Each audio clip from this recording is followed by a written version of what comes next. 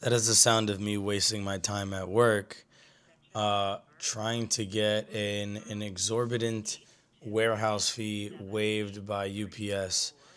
Uh, I'm going to spoil the story for you. I'm going to pay this stupid fee. It's about a $614 charge. Actually, it's very specific. It's a $614 charge for having a gift sent from my friend in Canada to the United States. Um, to make a very long story short, it's a used camera that was being sent to me and made it to the United States through a Detroit international hub. While it was there, it was processed through customs. Took about 3 business days, and then was sent to my home, or rather to my hometown, and was ready for delivery. Instead of being delivered, it was sent back to Detroit because apparently it wasn't supposed to be released. Um, so it went back to Detroit. I had to call, and I spent about 4 or 5 weeks trying to get answers on where my package was, when it was going to get released.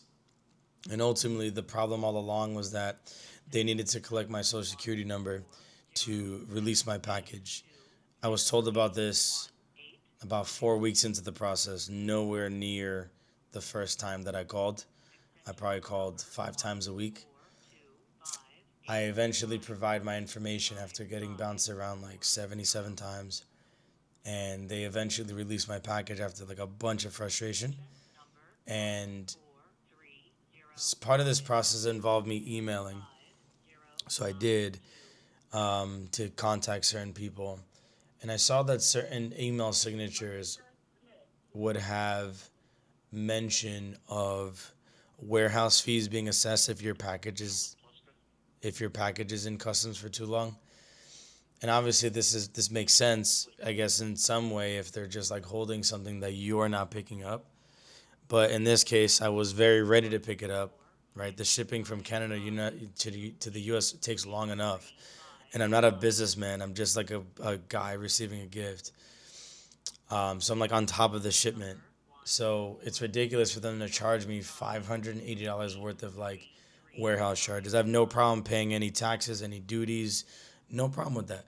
But UPS is profiting off of a bogus warehouse charge, and there's no aftermarket support, no after sales support, which is, I mean, like I've dealt with this before with like companies that are just like not held accountable for, like a bad customer experience. But I don't know, this is like the most egregious form of it. Like, I call the UPS numbers that I'm given. I get an overseas agent. Um, I can't speak to anybody stateside or local to the warehouse that's charging me this.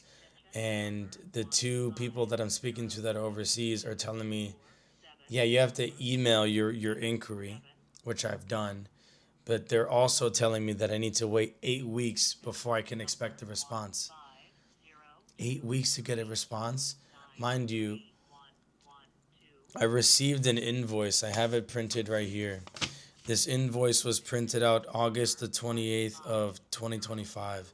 That's about a week ago, and the bill's due today.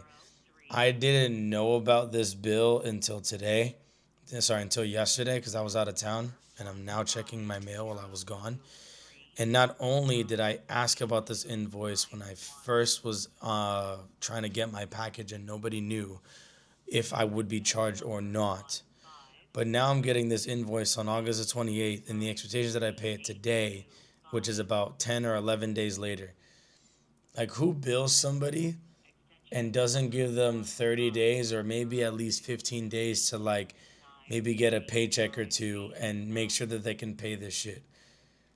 But this was also delivered like early July. So, like, why am I getting this almost 2 months after my package was delivered with no expectation to receive it, and also no idea on how much, it would cost?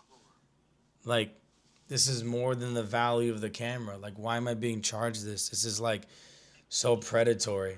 and there's nowhere to go. Like, I mean, I kid you not, bro. Like, I had a contact. Her name was Alyssa, and if you can see what my phone is saying, it's 15-minute call, right? And if you just listen to it, it's a directory of people that I can speak to. But I'm probably gonna get their voicemails. Amanda Bledsoe. It's been going for 15 minutes. There's no direct contact Extension that is going to pick up the phone or is ready to speak to me, which is just beyond ridiculous. Like fuck UPS, but on top of that, fuck companies that do this shit. Like I have no recourse aside from what? Take them to small claims court, sue these people. I can't even afford a $600 bill. I can't even afford my groceries, let alone thinking of a lawyer. I also don't have time for this. I'm at my job right now. I'm not going to show you my screen, but I got a laptop here. I got two monitors here, and I'm sitting on a fucking bench with no back support. I can't even show it because it's just locked onto my face. I'm sitting on a bench with no fucking back support. I'm pissed. And now this shit's listening to me. Regardless, man, this is, I don't know. Nobody's gonna listen to me, and I'm gonna pay this stupid ass bill because if I got anything, I don't got money, but I do got credit, and I gotta keep that shit in order. But man, this just couldn't come at a worse time as a homeowner because I'm the only one trying to pay my mortgage. I can't afford my groceries with my current income. I have to pay a surprise $600 bill that's invalid. It's different if it was valid, sure. But this is invalid charge.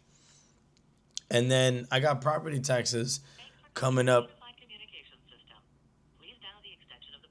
I got a property tax bill for like $8,000 coming in like a month or two.